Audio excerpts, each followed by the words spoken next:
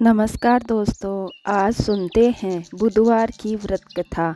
संतापुर नगर में मधुसूदन नाम का एक व्यक्ति रहता था। वो बहुत ही धनवान था। मधुसूदन का विवाह बलरामपुर नगर की सुंदर लड़की संगीता से हुआ था। एक बार मधुसूदन अपनी पत्नी संगीता को लेने बुधवार के दिन बलरामपुर गया। मधुसूदन ने अपनी पत्नी के माता पिता से कहा कि बेटी को विदा कर दो। माता पिता ने कहा, बेटा आज बुधवार है, बुधवार को किसी भी कार्य के लिए यात्रा नहीं करते। लेकिन मधुसूदन नहीं माना।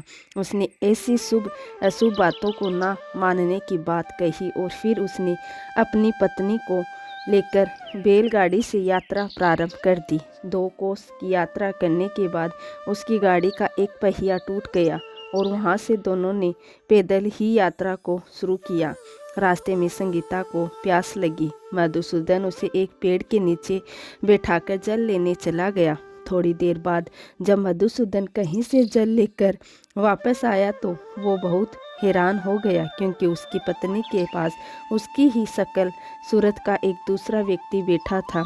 संगीता भी मधुसूदन को देखकर हैरान रह गई और वह दोनों में कोई अंतर नहीं कर पाई।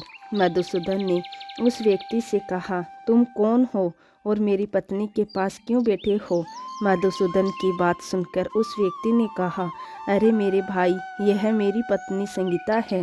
मैं अपनी पत्नी को ससुराल से विदा करके लाया हूँ। लेकिन तुम कौन हो जो मुझसे ऐसा प्रश्न कर रहे हो? मधुसूदन ने कहा, तुम जरूर कोई चोर या ठग हो। ये मेरी पत्नी संगीता है। मैं इसे पेड़ के नीचे बैठाकर पानी लेने गया था। इस पर उस व्यक्ति ने कहा, अरे भाई, तुम झूठ क्यों बोल रहे हो? संगीता को प्यास लगने पर जल लेने तो मैं गया था। मैंने तो जल लाकर अपनी पत्नी को पिला भी दिया। अब तुम चुपचाप यहाँ से चलते बनो, नहीं तो किसी सिपाही को बुलाकर तुम्हें पकड़वा दूंगा। दोनों एक दूसरे से लड़ने लगे। उन्हें लड़ता देखकर बहुत से लोग वहाँ इकट्ठे हो गए। नगर के कुछ सिपाही भी वहाँ आ गए। सिपाही उन दोनों को पकड़कर राजा के पास ले गए और उनकी सारी कहानी सुनाकर राजा भी कोई निर्णय नहीं कर पाया। संगीता भी उन दोनों में से अपने वास्तविक पति को नहीं पहचान पा रही थी। राजा ने दोनों को कारागार में डाल देने के लिए कहा। राजा के फैसले पर असली मधुसूदन भयभीत हो उठा। तभी आकाशवाणी हुई, मधुसूदन, तूने संगीता के माता पिता की बात नहीं मानी और बुधवार के दिन अपनी पत्नी को अपने ससुराल से लेकर घर की ओर प्रस्थान किया।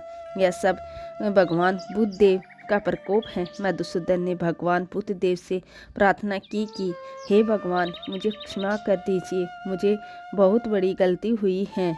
भविष्य में मैं कभी ऐसा नहीं करूँगा। मधुसूदन के प्रार्थना करने से भगवान बुद्ध देव ने उसे क्षमा कर दिया और तभी दूसरा व्यक्ति राजा के सामने से गायब हो गया। राजा और दूसरे लोग इस चमत्कार को देखकर हैरान रह गए। भगवान बुद्ध देव की इस अनुकंपा से राजा के मधुसूदन और उसकी पत्नी को सम्मानपूर्वक विदा किया। दोनों संतापुर की ओर चल दिए।